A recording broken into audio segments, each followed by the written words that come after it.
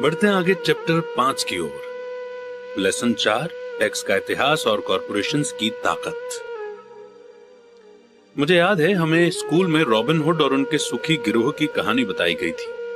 School teacher का मानना था कि ये केविन कॉस्टनर की तरह ही एक रोमांटिक हीरो की अद्भुत कहानी है, जो अमीरों को लूटता था और गरीबों में बांट देता था।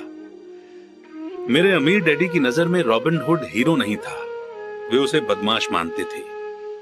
रॉबिन हुड को गुजरे हुए तो लंबा समय गुजर चुका है, पर उसके फॉलोअर्स यानी कि चेले आज भी जिंदा हैं।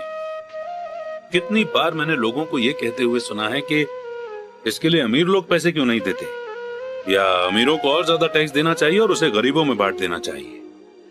रॉबिन हुड का यह विचार कि अमीरों से लेकर गरीबों में बांट दिया जाए, इसी रॉबिन हुड सोच के कारण मिडिल क्लास पर टैक्स का इतना भारी बोझ लदा हुआ है। सच्चाई तो यह है कि अमीरों पर टैक्स लगता ही नहीं है। गरीबों की भलाई के लिए जो पैसा लगता है वो मिडिल क्लास से आता है, खासकर पढ़े लिखे और ज्यादा इनकम वाले मिडिल क्लास से। टैक्स के बारे में पूरी तरह से समझने के लिए हमें इसके हिस्टोरिकल बैकग्राउंड को समझने की जरूरत है। हमें टैक्स की हिस्ट्री को जानने की जरूरत है। हालांकि मेरे पढ़े लिखे डैडी एजुकेशन के इतिहास पर कमाल का ज्ञान रखते थे, पर मेरे अमीर डैडी टैक्स की हिस्ट्री के एक्सपर्ट थे। अमीर डैडी ने माइक और मुझे यह समझाया कि इंग्लैंड और अमेरिका में पहले कोई टैक्स नहीं लगते थे। कभी कभार जंग का खर्च जुटाने के लिए कुछ समय के लिए टैक्स जरूर लगा करते थे। राजा या प्रेसिडेंट के बस कहने भर की देर थी और हर आदमी उसकी कही हुई बात मानकर अपना सहयोग देता था। ब्रिटेन में 1799 से 1816 से बीच नेपोलियन से जंग के समय टैक्स लगाया गया था, और अमेरिका में 1861 से 1865 के बीच हुए सिविल वॉर के खर्च को जुटाने के लिए टैक्स लगाया गया था। 1874 में इंग्लैंड ने इनकम टैक्स को अपने सिटीजन्स पर परमानेंट रूप से लगा दिया था। 1913 में कॉन्स्टिट्यूशन के 16th अमेंडमेंट के साथ ही अमेरिका में भी इनकम टैक्स परमानेंट रूप से लगा दिया गया। एक समय था जब अमेरिकी लोग टैक्स विरोधी हुआ करते थे। इंग्लैंड और अमेरिका दोनों को ही रेगुलर इनकम टैक्स के विचार को जनता के गले उतारने में लगभग 50 साल का समय लगा।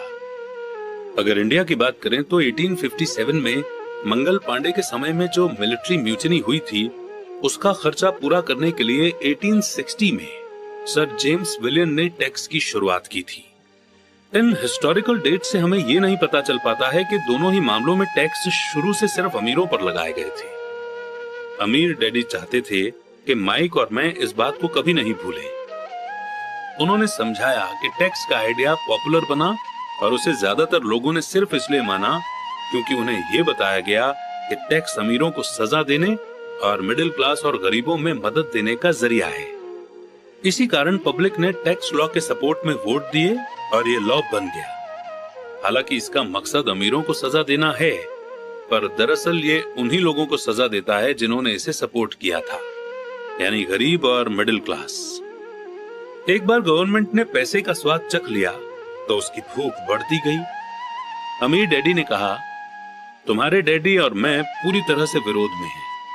वो एक गवर्नमेंट ब्यूरोक्रेट हैं और मैं एक पूंजीपति यानी कि कैपिटलिस्ट हूं। हमें अपोजिट व्यवहार के कारण पैसे मिलते हैं और हमारी सक्सेस अलग अलग स्टैंडर्ड पर तौली जाती है। उन्हें पैसा खर्च करने और लोगों को काम देने के लिए पैसे दिए जाते हैं। वे जितना ज्यादा खर्च करते हैं और जितना ज्यादा लोगों को काम पर रखते हैं, उनका ऑर्गेनाइजेशन उतना ही बड़ा होता जाता है। गवर्नमेंट में जितना बड़ा उनका ऑर्गेनाइजेशन होता है, उतना ही ज्यादा उन्हें सम्मान दिया जाता है। दूसरी तरफ मेरे ऑर्गेनाइजेशन में मैं जितने कम लोगों को रखूं और जितना कम पैसा खर्च करूं, मेरे इन्वेस्टर मेरा उतना ही ज्यादा सम्मान करते हैं। इसलिए मैं गवर्नमेंट आदमियों को पसंद नहीं करता हूं। उनके गोल्स बिजनेस के ज्यादातर लोगों से हटकर होते हैं। जैसे जैसे गवर्नमेंट के एम्प्लॉय बढ़ते हैं, उन्हें सैलरी देने के लिए उतने ही ज्यादा टैक्स की जरूरत होती है।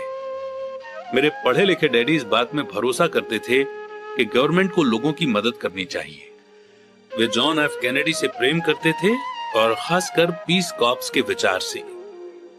वे इस विचार को इतना ज्यादा चाहते थे कि वे और मेरी माँ दोनों ही पीस कॉर्प्स के लिए काम करते थे और मलेशिया, थाईलैंड और फिलीपींस जाने वाले वॉलंटियर्स को ट्रेन करते थे। वे हमेशा एक्स्ट्रा ग्रांट्स और बजट में बढ़ोतरी की कोशिश करते थे ताकि वे ज्यादा लोगों को भर्ती कर सके।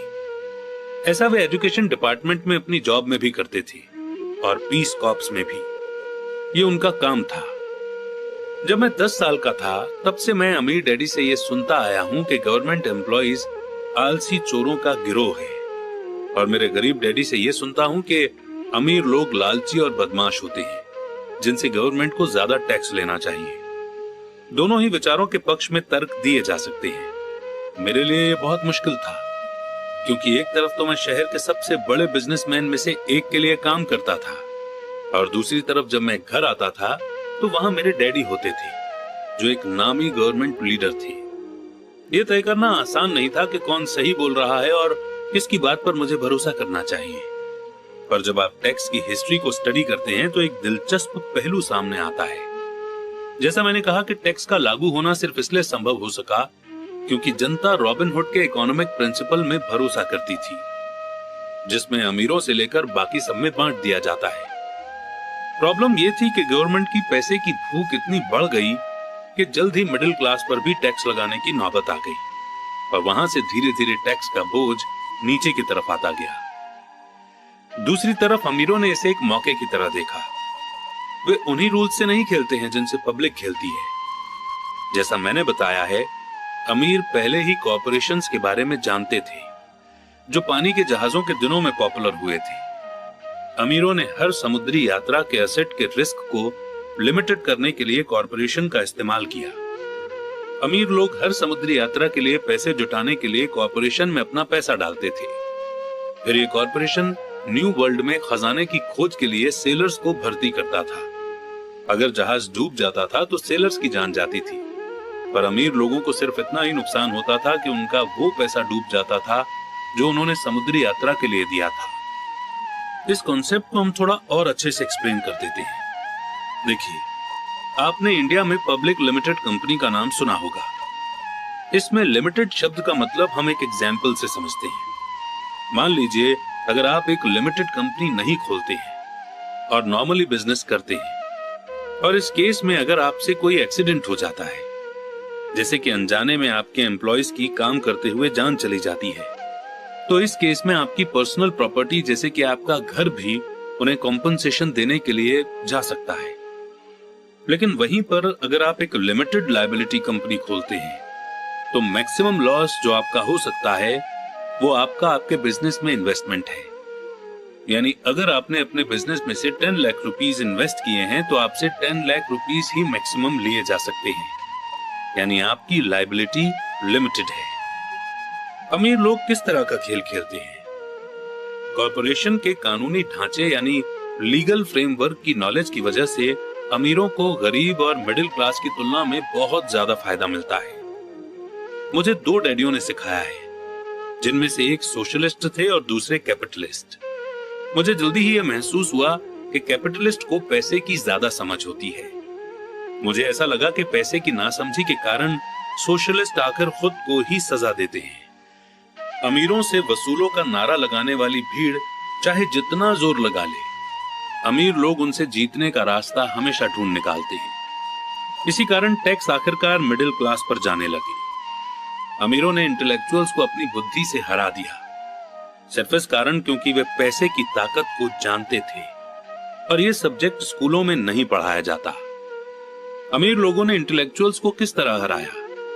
एक बार अमीरों से वसूलों का कानून पास हुआ तो गवर्नमेंट की तिजोरी में पैसा आने लगा। पहले तो वो लोग इस बात से खुश हुए कि पैसा गवर्नमेंट एम्प्लॉयज और अमीरों को दिया जाने लगा। गवर्नमेंट एम्प्लॉयज के पास ये पैसा जॉब और पेंशन के रूप में आ गया। अमीरों के पास ये पैसा उनकी फैक्ट्रियों के जरिए मिले गवर्नमेंट कॉन्ट्रैक्ट से आया। गवर्नमेंट के पास ढेर सारे पैसे थे, पर उस पैसे को ठीक से मैनेज नहीं किया जा रहा था। दूसरे शब्दों में, अगर आप एक गवर्नमेंट एम्प्लॉय हैं और अगर किसी एक साल गवर्नमेंट ने आपको कुछ पैसे दिए हैं काम करवाने के लिए, लेट्स से कि आप एक सिविल इंजीनियर हैं और आपको एक बिल्डिंग बनाने के लिए 10 करोड़ रुपए दिए गए। अगर आप इन पैसों को पूरा खर्च नहीं कर पाते हैं तो अगली बार आपके डिपार्टमेंट को कम पैसे दिए जाएंगे। इसीलिए एक गवर्नमेंट एम्प्लॉय हमेशा कोशिश करेगा कि वो सारा पैसा खर्च करे, बेशक उतने पैसों की असली में जरूरत भी ना हो।